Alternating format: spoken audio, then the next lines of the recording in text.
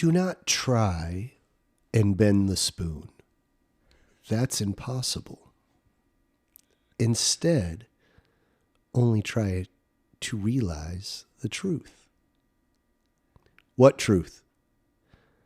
There is no spoon.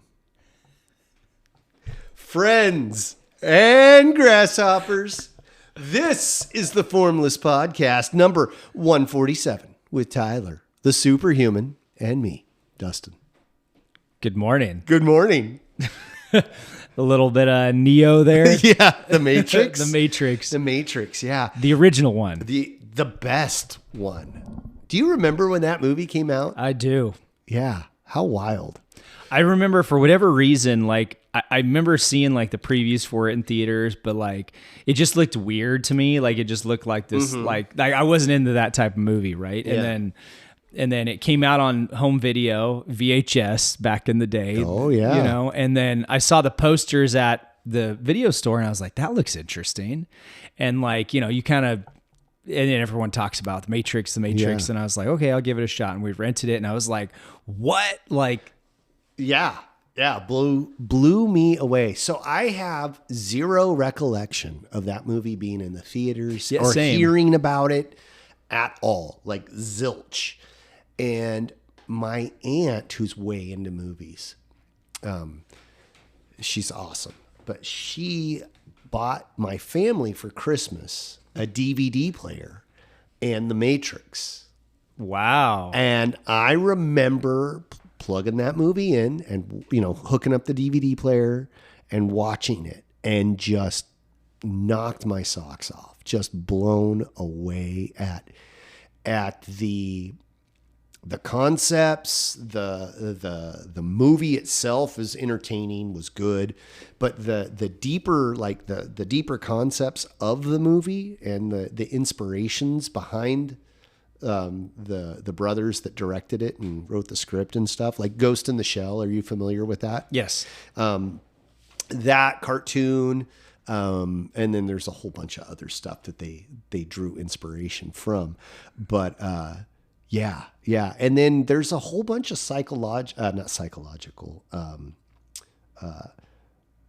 philosophy behind the script and stuff. The allegory of the cave. Is it Plato? You've heard this? Maybe. So, okay, there's prisoners in a cave, and I'm going to butcher this story, but there's prisoners in a cave. They're chained to the wall. They can't move their head. All they can do is stare forward into to the opposite wall of the cave. There's a fire between them and the opposite wall, like to keep warm. And all they can make out is the fire and the shadows on the wall. And people walk by in between the fire and the opposite wall, and they see shadows. That's their reality. Okay? And so they're looking at the shadows, and they come up with names, and they come up with these elaborate backstories about these different shadows as they're walking by. And that's it. That's all they know, right? Well, one of the prisoners gets freed, and he goes outside, and he sees the sun and the clouds and the river and all of like life. And he's completely like transformed. Like, holy cow, there's this whole other world outside of this cave. Well, something happens and he ends up going back into the cave, talks to the prisoners. And he's like, you guys aren't going to believe this stuff, but like none of that's real. None of that fire and those are just shadows. Like he's trying to explain to him or to them, the rest of the prisoners, like, hey, like there's a whole world outside of here. And nobody believes him. You're freaking crazy. There's no glowing ball of fire in the sky. The fire's right here in front of us.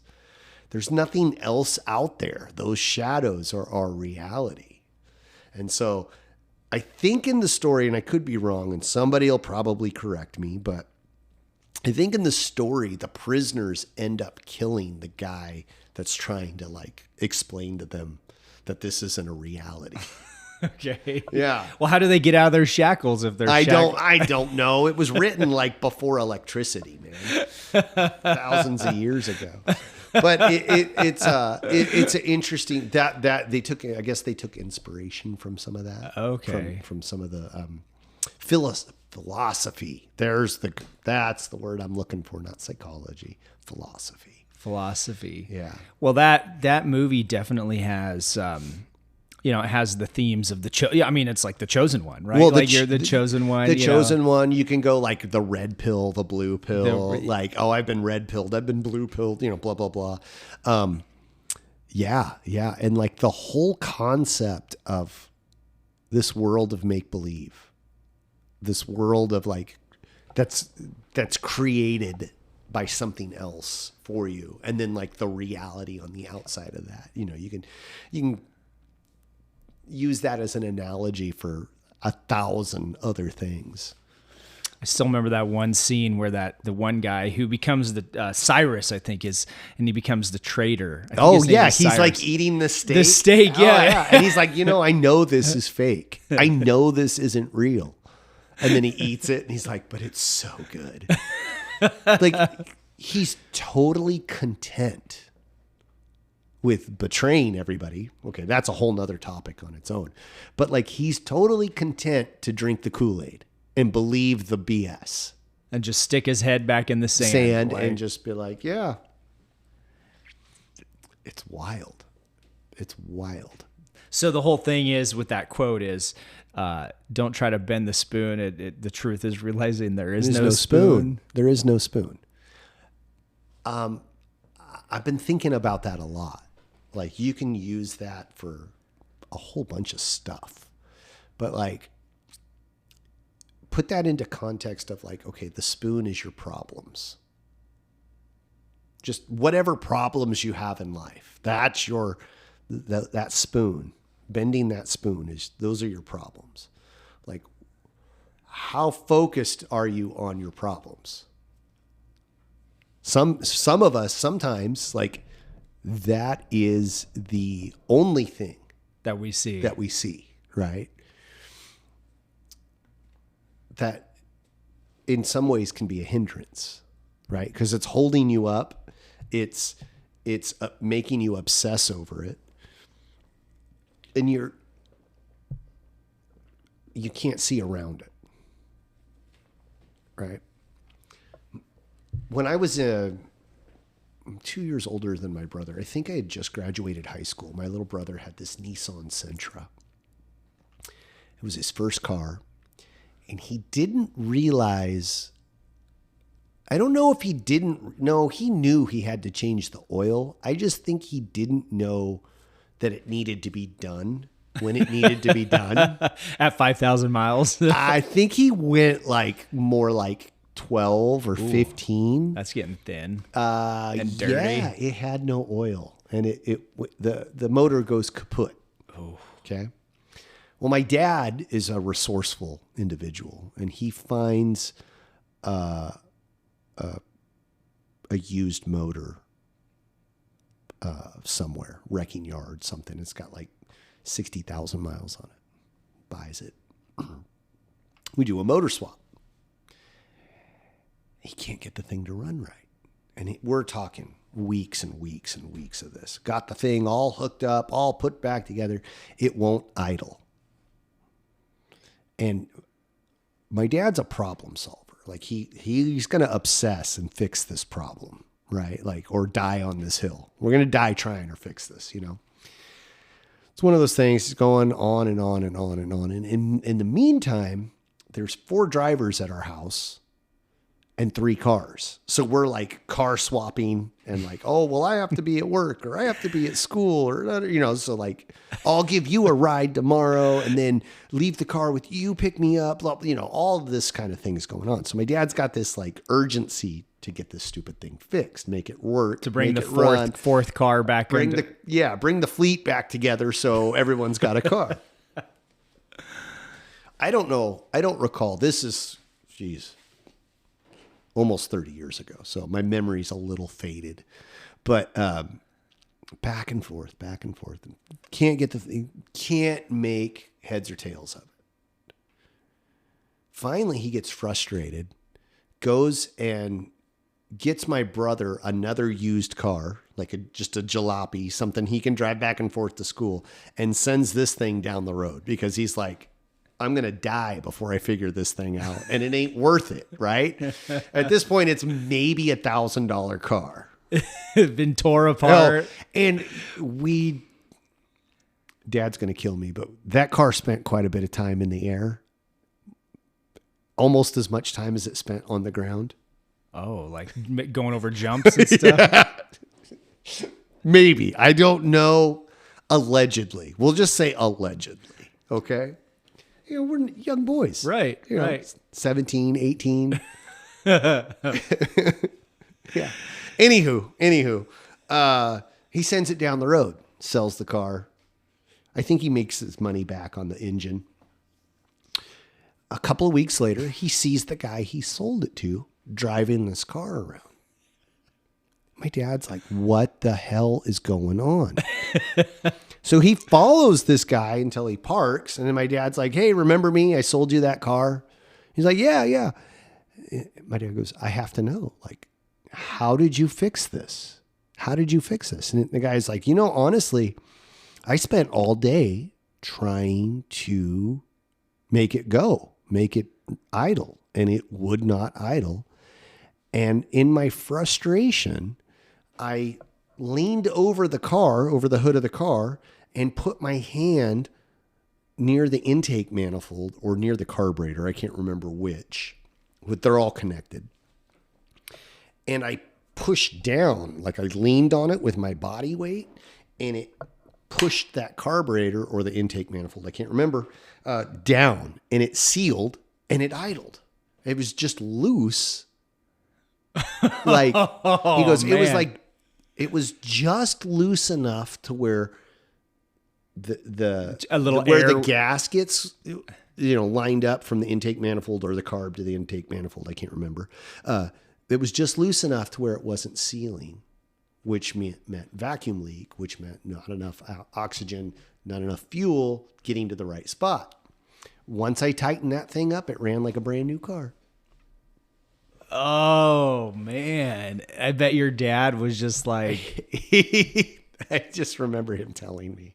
He was like, the one thing I didn't check. The one thing I didn't look at, because I was like trying to make this problem go away. And I was focused on the problem so much that I wasn't looking for the cause of the problem, right? Like, I'm putting words in his mouth now, but... so focused on trying to bend the spoon that we forget that there is no spoon. So focused on the fact that there's this problem. I've got a company-wide meeting next week, and I'm deathly afraid of what's going to happen, that I didn't even read the notification and find out that it's just a meeting for the new hires to get them on board and get them all together. Whatever the case may be. We focus on this problem, making it bigger than it actually is.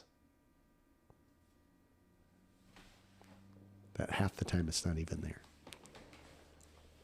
So did the guy accidentally lean on that, or did he like say, I'm going to try to lean on that and see? Again, this story's 30 years old, at least. I wonder if that car's still around. Close. Oh God, no.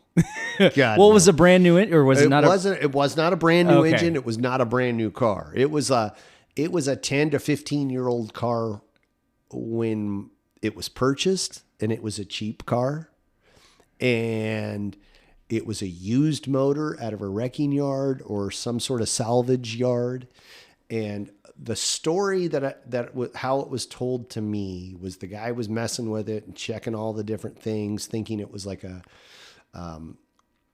timing issue, thinking it was all these other issues, and then just leaned forward to like look at something.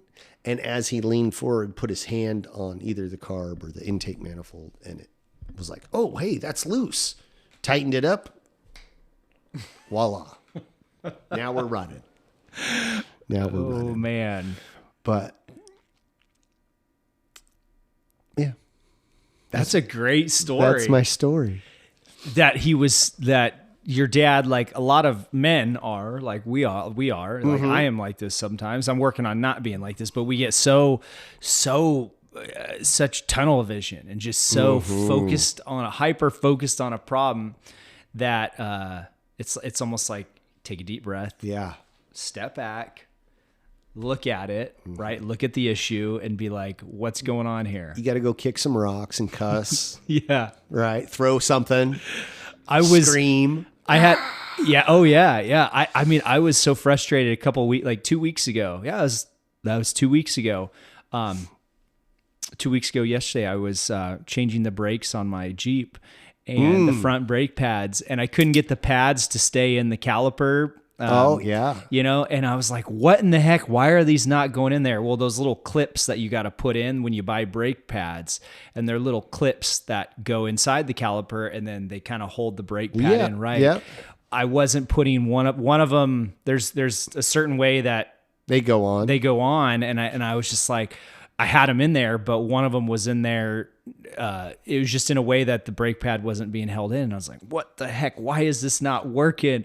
And I was just getting frustrated, and I just took a deep breath, took a step back, and I said, okay, what's going on here? And one of the other ones I had like, there's no way. I mean, they make them dummy proof, so you can't like, you can't put them in backwards or wrong or something down. like that. Yeah. And so I was putting those clips in, and one of the other ones on the backside of one of the brakes, so it's like where you can't really see very easy.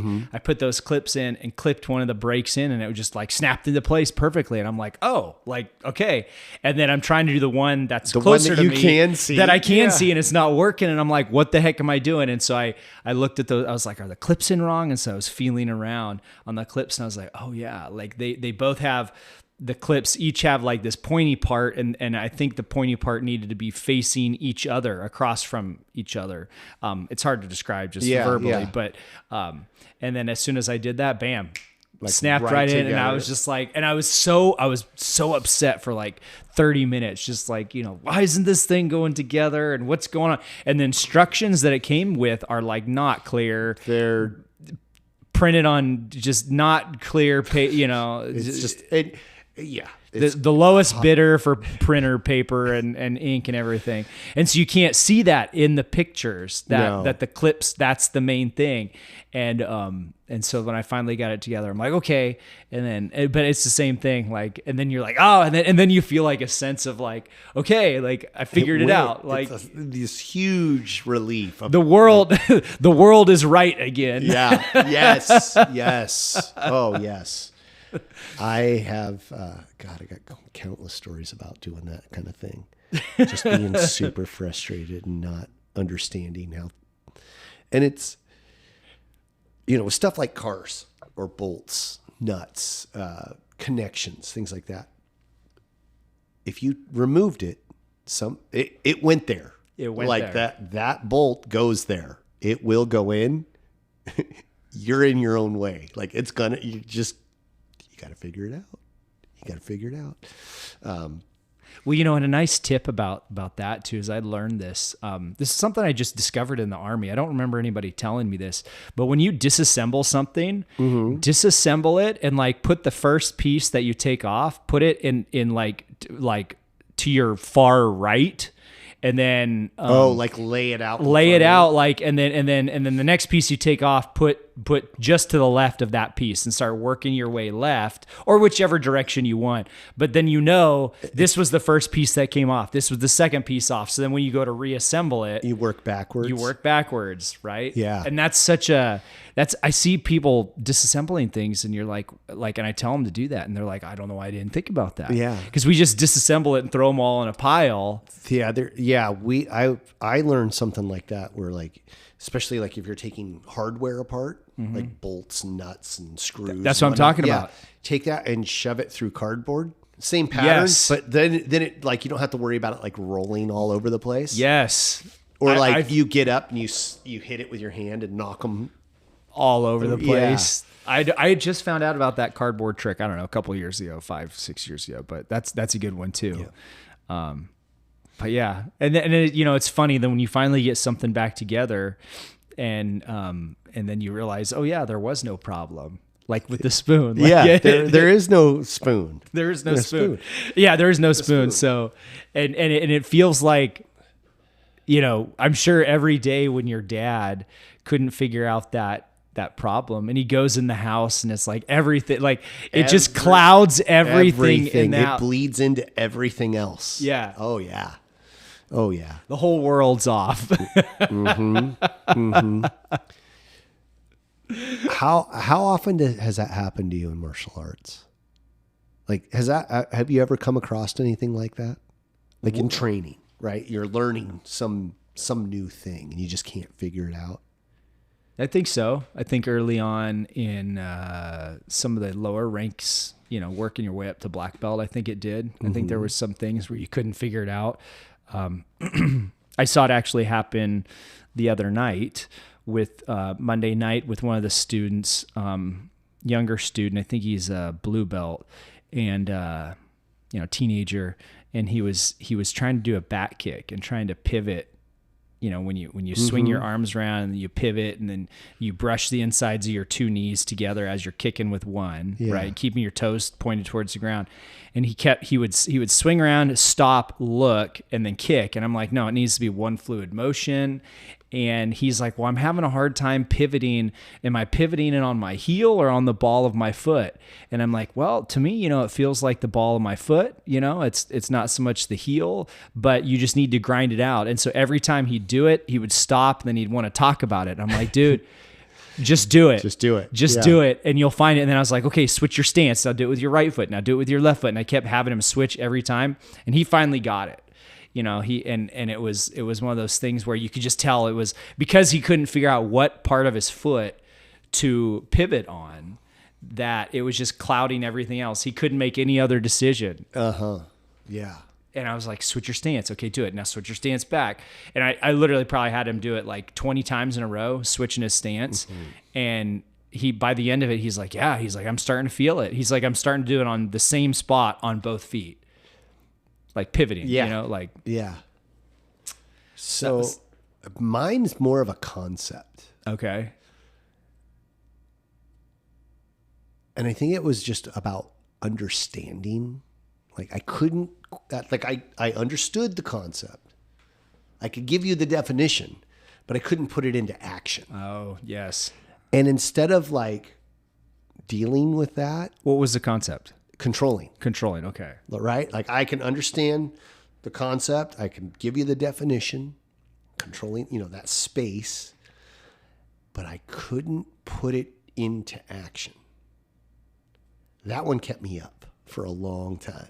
Well, so let's define that. So controlling is to exercise authoritative or dominating influence over what happens or occurs at the critical distance line. Ladies and gentlemen, that was done right off the top of Mr. Superhuman's head. He has no paper in front of him. He didn't read that. He just, boom, spit that out. It was somewhere written down in my mind. Yeah, that's good. I'm impressed. So controlling. So you're the dog on the leash you're just chomping at the bit, ready to go. That just leash like is taut. It's tight. Yeah. I understood that concept. I could give that definition.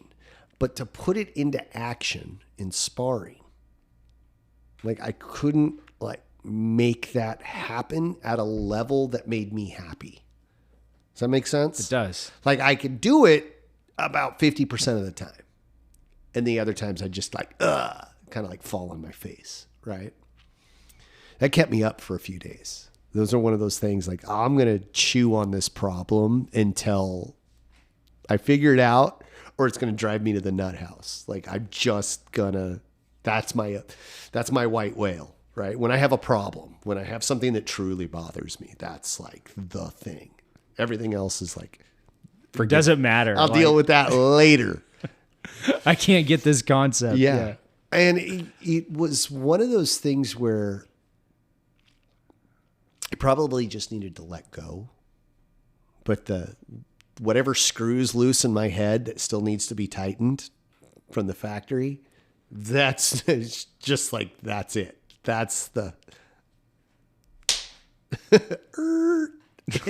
I can't get past it. That's your idling problem. Yeah. Your carburetor problem. Yeah. I can't get past it. Like I just focus on that thing. And I'm having trouble connecting the two, but like basically instead of obsessing over the problem, the minute I like kind of figured it out and like, I already know the concept. I already know what it means. I just need to put it into practice. And it was one of those things of like just doing the thing over and over and over again until I figured it out. I mean, I still have trouble with that whole concept sometimes.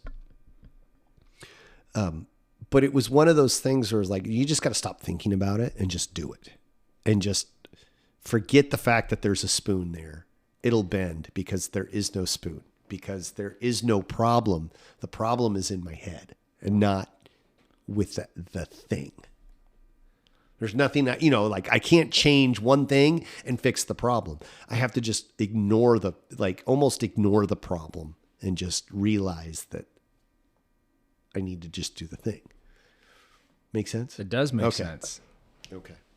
Yeah. So anyway, I randomly thought of that quote this week and I was just like, that's a good one. We haven't used that one. What? Okay. So back to your controlling thing. Yeah. So not to cut you off. No. So you're controlling. So what happened? What was the... So it was one of those things that was what we were going to work on that week. Well, I mean, like what was the resolution? The like resolution, the journey of was that like, problem. It was one of those things where it was a small enough class and there was enough people coming consistently that like we could stick on a concept for a couple of weeks. This was, I don't know how many years ago, but we're working on this concept, right? And so the problem is I'm maybe at best 50-50, like 50% successful. And it was one of those things like the more I tried to ram the square peg in the round hole, the worse I got at the thing. And what transpired, I don't know. But it was one of those things where I was just like, I'm going to keep sucking at this until I don't suck at it. And I'm just going to keep throwing myself into there where like, I'm going to do this until I can't die trying, right. Figure it out or die trying. So this is when you're sparring with someone. Sparring. So like you're just doing the sparring drill. And you're trying to control someone. What occurs? Well, yeah, you're not necessarily controlling someone, but you're controlling that space. Yes, that's correct. Space. Like basically there's a line in the sand and if you cross it, you're getting hit. Or you're going to stay on the other side of that line. Yeah. And my job is to keep you on the other side of that line. And that's controlling. That's controlling, textbook right? Controlling. Because you're exercising authoritative or dominating influence over what occurs at or near the critical distance line. Somebody comes in to attack you and you're like, pow, and you pop them. Yeah. And now it's their job to figure out how to get in and hit you without them getting hit. Yeah, exactly. Bingo. So like I understood the concept. I could give the definition, but I couldn't make the concept work for me. For a whole, who knows why? Because I was more in my head about the problem, about me not being able to make it work than just doing the thing. It's like a kid that's learning how to swim is scared of the water. Well, you're not going to learn how to swim if you're not getting into the water. Right. Right. Like you can worry about it and agonize over all of the things that scare you about the water, or you can just get in and learn how to swim. And that's kind of like where I was. Like instead of trying to do the thing and realizing that it's not always going to be 100% successful, no matter how good I am at this concept. I think that was the thing that was lost on me. Like, just because I understand the concept and just because I can put that concept into practice does not mean I'm going to be 100% successful every time. Right. Sometimes my timing might be off, or my opponent might be faster, or They may fake, who knows? There's for every solution, there's a problem. And not realizing that and just like going into the spiral of, I got a problem. I can't figure it out. I can't make it work. Well, why can't I make it work? I got so caught up with the spoon that I didn't realize there's no spoon. Right? Man, yeah. Yeah. So, yeah. How did I figure that out? Just getting punched in the head a few times, realizing slowly that I can make it work if I practice it. I can turn that tide from 50-50 or maybe even worse odds to more in my favor. But I'm not going to be 100% successful all the time. Right.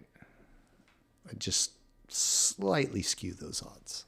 You know what's funny is too, like while you're describing that and you're talking about, well, I couldn't get it and I get into this spiral and I can't get it and I can't get it. You think about like cats, right? And when two cats square off, right? Yeah. They don't like each other and you're like, whoop, and their you hackles see that get hair up. Stand on the its hair, end. the tail goes Yeah. straight and it's like, whoop, these two cats, they're going to go at it, right? And usually one launches at another, right? And then another one kind of counters them, right? And then they might exchange blows and then they back out. Right. And that's what Sensei Hovis uses that analogy. Yeah. Cats are like two stray cats, just like bam, bam, bam, and then they're in and then they're out. And, I don't think those cats, I don't believe we're animals, right? I don't believe we came from animals. So I believe animals are separate than us. Okay. But it's interesting what we learn from them, the animals, is they don't sit there and say like, well, I don't know. Do I got this concept? Do I understand controlling? Yeah. They just do it. Yeah. Like you said, like learning to swim, you just jump in the water, right? And you just gotta. If you're not willing to get wet, you're never going to learn how to swim. Right. Like you could read all the books on swimming that are written. Watch all the videos.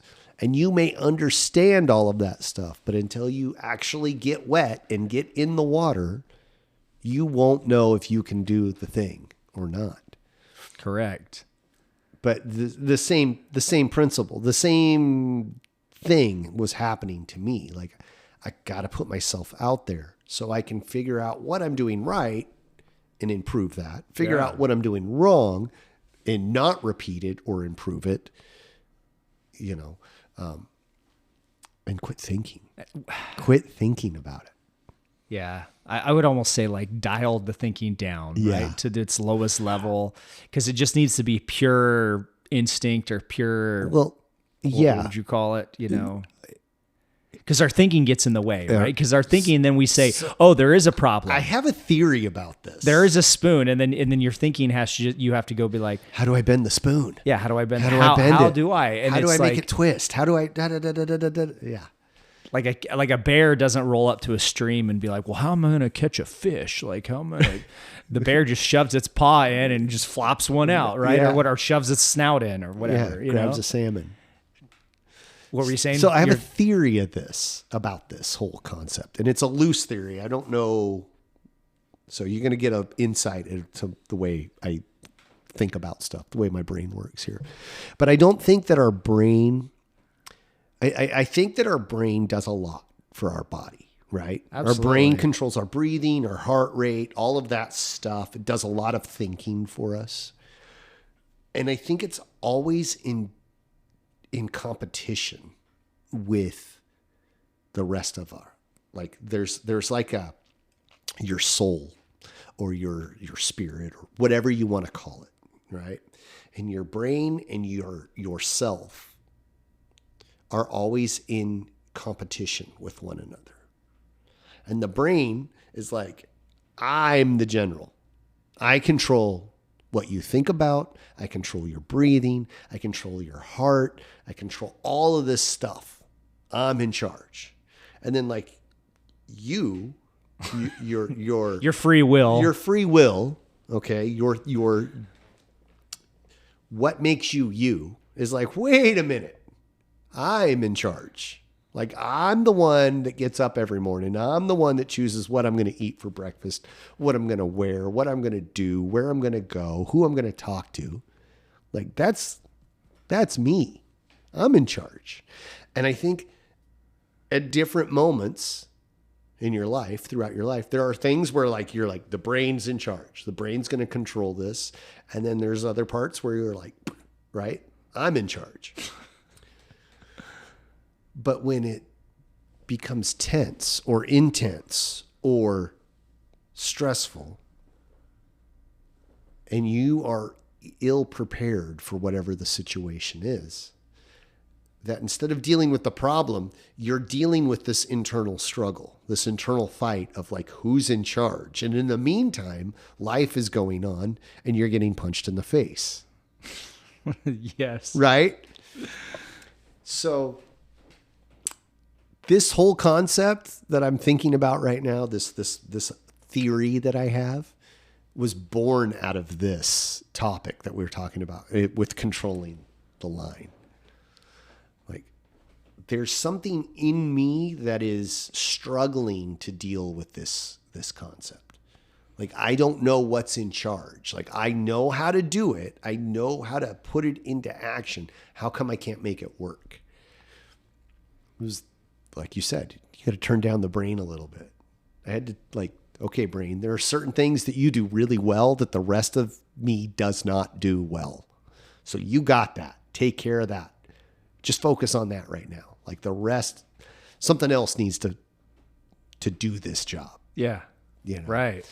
Does that make sense? Or does that just sound like I need to go to a rubber room? No, it does make sense. It does make sense. And a lot of times, like, it's like, I liken it like to like you're sitting in your house, right, with your family, and your lawn's got to get mowed, right? Mm-hmm. And like you start fighting it, and you say, "I don't want to do it, right? It's hot. I don't want to go out there. I want to sit here and keep watching." Gas for the mower. Yeah. Then I got to put on my work clothes, and I got to go out there. It's a 45-minute job, and I'll do it in an hour, right? And then an hour rolls by, and then you're like, no, and one more episode on Netflix, right? Like, we got to finish. We got to binge watch this show, right? Finish this. We got to see the plot twist, how it wraps up, and then another hour goes by, and then it's that war between you know what just needs to get done, and if you just got up, put your clothes on, went and mowed the lawn, it'd be done, right? But it's that mind that says, no, I don't want to, and it comes up with excuses, and then,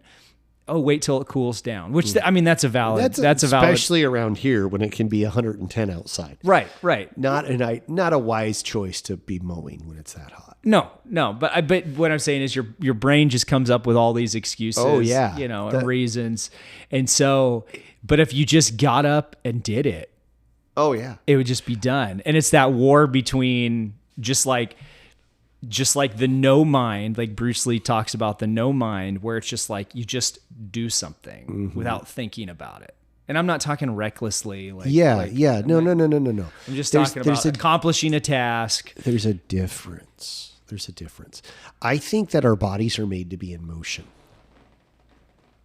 Right? Like you have a physical body. Your body is not meant to sit. It's meant to move. I don't know. Tell that to the Buddhists. But no, for reals. Like your joints are made absolutely. to move. Absolutely. Your body is made, you have muscle. It's made to move. It's made for motion. But I think our brain really likes to be sedentary. I don't know. I haven't really fleshed this whole thought out yet, but like, my thinking is that the brain likes to be sedentary so it can daydream, so it can be entertained, so it could just be like cruising. I don't know. Is that a good thing? Like, no, are you thinking that, or it just is? It just is. That's part of like our psyche, or part of our being, right? Because like you are a physical guy. You like to get out. We train martial arts. You like to spar. You like to do the thing, right? I like to use my body and punch and kick and exercise and do things. Like I feel good when I do that, right? But I also like watching that Netflix. Oh, yeah. Yeah, let's binge watch. Oh, one more show. Come on, right?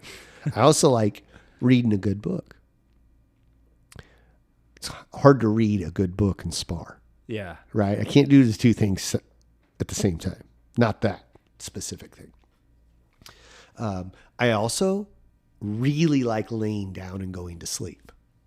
That's nice. After a long day, it's like, oh man, my head's going to hit that pillow. It's going to feel great. Right? Yes. So you can have two separate things. You can have two separate likes, right? I think our bodies are made to be in motion, and we like that.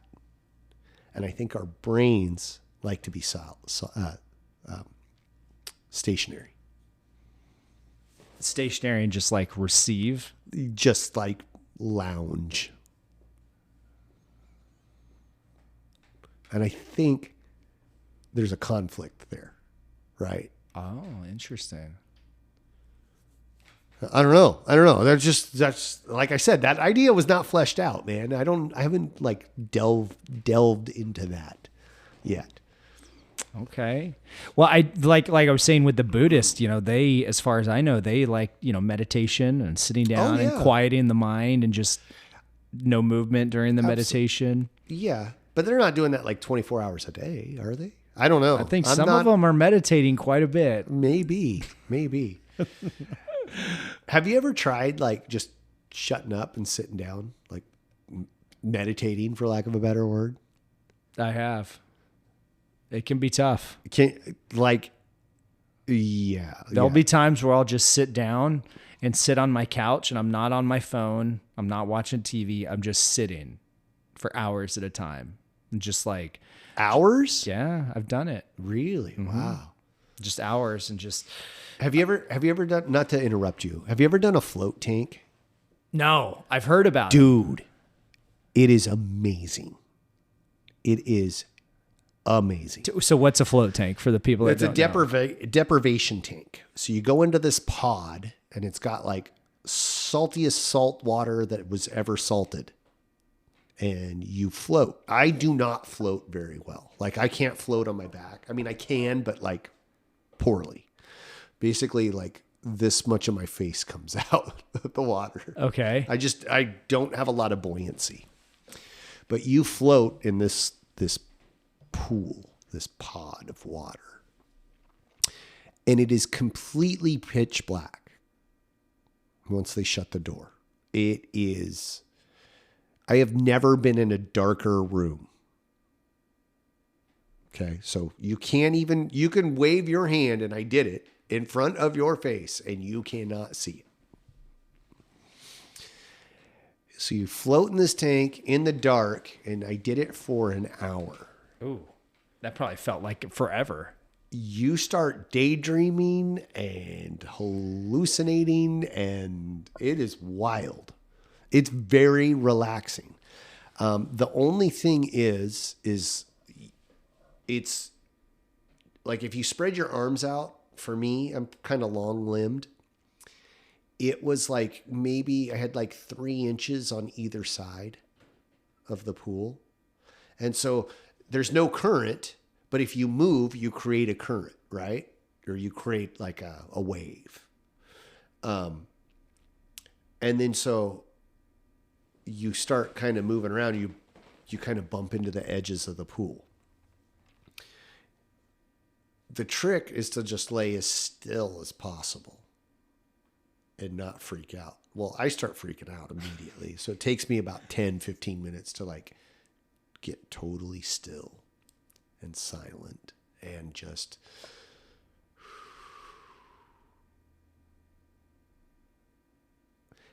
then once you do that and you're just still, I said hallucinate earlier. You're not hallucinating, but like you daydream, right? You have a daydream. You not see things, but like, you know, like when you're a kid and the dark plays tricks on you, that kind of thing kind of happens. And the only brush with like not reality, but like, oh yeah, I'm in this thing. Like you begin to kind of forget that you're in this pod. At least this is my experience, right? And then like I'll touch the side of the tub. And then I'm like, oh, whoa, yeah. Kind of brings you back to your thoughts, or you're like, oh yeah, I'm doing this thing. I'm not daydreaming. Right. But it was super, super relaxing. It was very cool. It was wild. I haven't done it. I only did it one time, but I want to do it again because it was just chill. It was like, it was really interesting. And my brother had done it a few times, and he was like, let me know when you do it and I'll make sure to pick you up. And we'll go to lunch or something and like hang out for a little bit. He's like, you probably don't want to drive like right after that. Cause it's a little disorienting, especially once you get out, like it's totally pitch black. You open that door and all of this light comes in and you're like, whoa, what? It's disorienting to your eyes. Your equilibrium's all out of whack because you just spent an hour floating on the water. It's bizarre. Wow. But it's cool. When did you do that? 5-10 years ago? 15? 5 years ago or so. Yeah. My wife got me a certificate or something for my birthday one year. Is there one here in town? No, it was in Chico. Oh, okay. I think there's one here now. There's probably a couple here now. But yeah, it was pretty cool. It's very relaxing once you get over the fact that like you're in this pod of water and it's like, it's like, have you ever slept on a waterbed? Yes. Okay. So, like every time you move, you feel the waves. Yeah. Uh-huh. It's sort of like that, except for there's no blankets. And it's the darkest you have ever experienced in your life. That sounds scary. It's wild. It took me I at first kind of freaked out. And then it's disorienting because like your ears go in the water, right? And then like as you move and make waves, because once you get into the water, you kind of got to like situate yourself. Yeah. Well, you're creating every time you move, you create like a little wake or a wave. Well, that water comes up over your ear and you hear like you're under the water, and then it goes away because the water recedes. And so it disorients you because of the sound changes. And then like you'll hear something like somebody will slam a door, or a car will go by with a loud stereo or deep exhaust. And you're like, it's this weird disorienting sensation, but it's the most relaxing I have ever experienced. Did you come out of it with any revelations? Not really, no revelations, but I just felt like I had the most amazing rest. Like you ever like sat down after a hard day of work and that bottle of water or that glass of water is just like so refreshing. It was like that, but for an hour. All right. Cool. It was cool. Anyway, I don't know where we got off on a tangent there. There is no spoon. There is no spoon. Yeah. There is no reality. That was your waking up in the Matrix moment at the end, right? Coming out of the pod. Neo.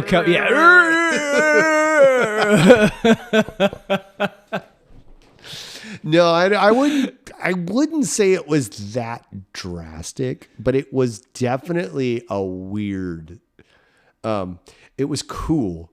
It was disorienting at first. And it was a little like freaked out by the whole situation. But once I just was like, chill out. You're not going to drown. It's impossible to sink yourself in this water. I mean, there's like, I don't know how many pounds of salt in it. You literally have to take a shower afterward and wash all the excess salt off your body. Interesting. So yeah, but it was just it was really strange, but very, very relaxing. Like I fell asleep in it, if you can believe that. But no crazy revelations. But no, like life altering, like, oh, I'm enlightened now and I know the key to happiness. Nah, none of that. It was just like, oh, that was cool. I'd do that I had again. a good nap. I'd buy that for $1. Yeah. RoboCop. That's a great movie. Oh, well, what do you think? What else you got? Anything? No, I just think that the like what you talked about, that there is no spoon. Yeah. There is no problem, right? It's just doing it. Well, right? sometimes it's getting wet. Yeah. Getting in the water. Sometimes the problem is not the problem. Sometimes it's you. You're right. It's your attitude about the problem. Correct.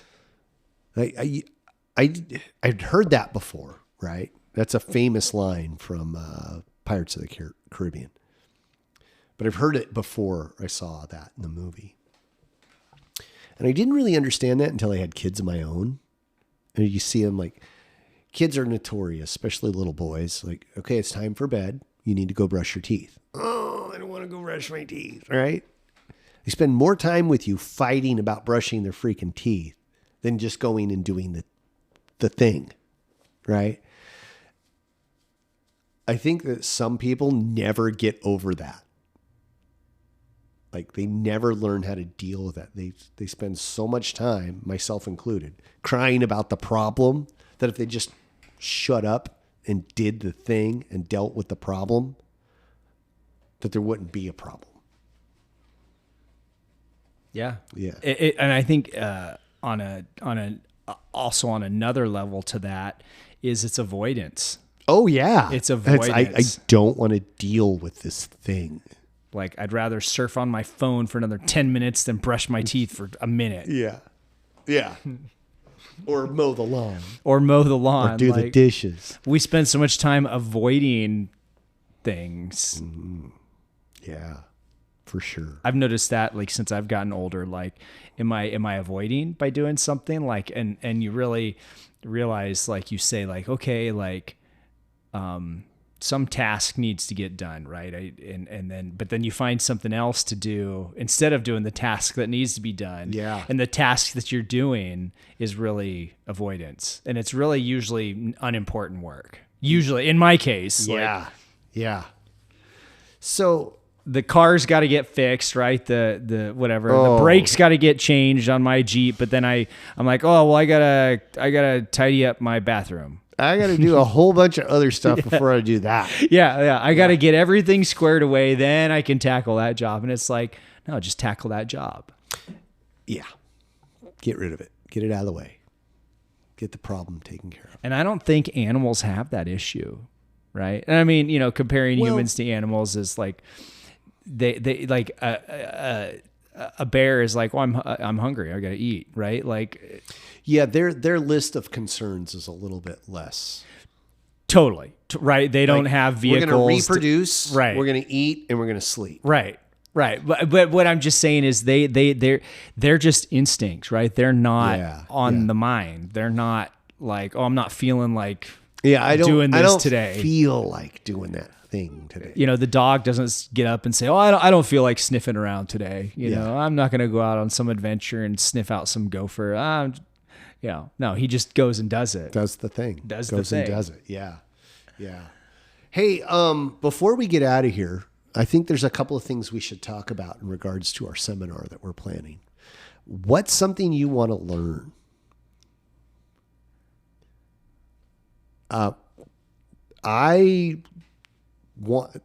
talking to me or the audience? just in general. Okay. Just in general. Like what is like, okay, we got Randall Davis of Kung Fu Conversations and Red Forest Chinese Boxing coming out September 12th and 13th. I believe those are the dates. Don't quote me on that yet.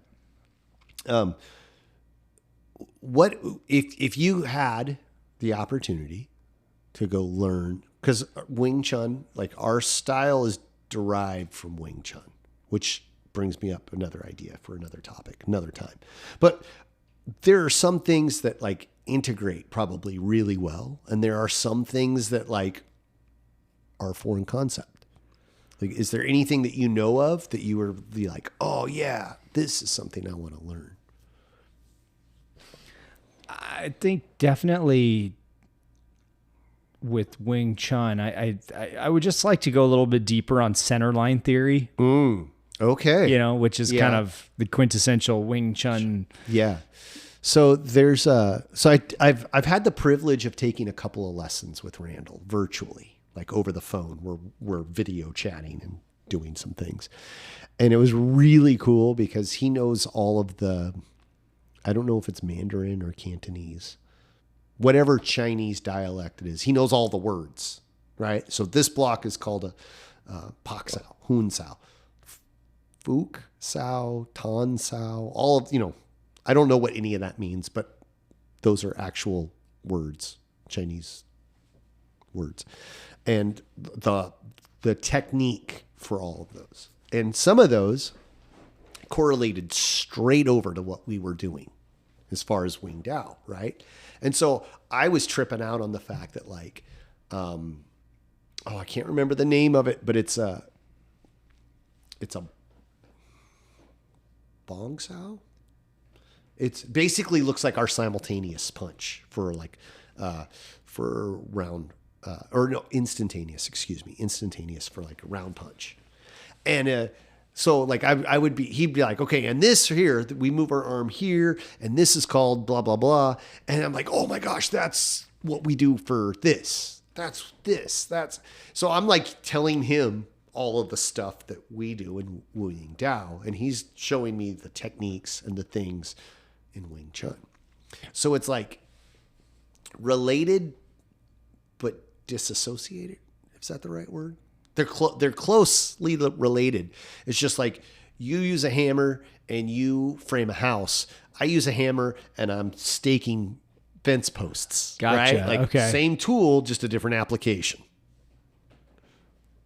So it was really, really cool to see that.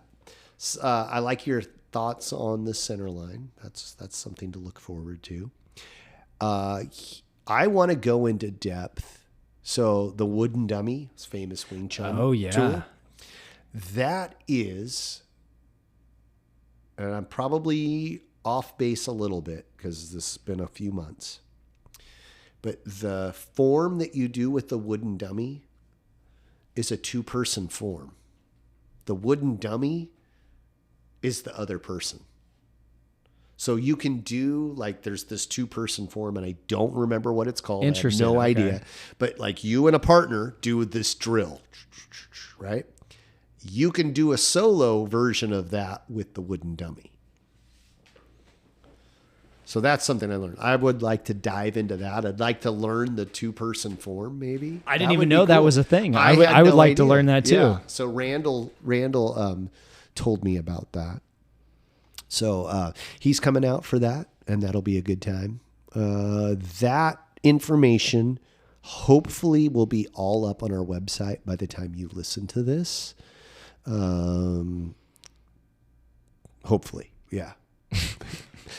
In the meantime, if you want to check out more of what we're doing, we have our Facebook page, Twitter, Instagram, and TikTok. I want to say something else. TikTok. X, not Twitter. Yeah. Yes. They know what you X. meant. They knew what I meant. All of that can be found at the Formless Pod. We have a website called, you guessed it, theformlesspod.com. You can email us at theformlesspod@gmail.com. Am I forgetting anything? Am I missing anything? You should check out the movie Tyler made on Amazon Prime called Miracle Mile. Miracle Mile. Yeah, it's awesome. You should check it out. I'm in it too, in the background. He is in it. Yeah. I make a cameo. Is that what you call that? A cameo? Yeah. Yeah. Right on. Friends, until next time.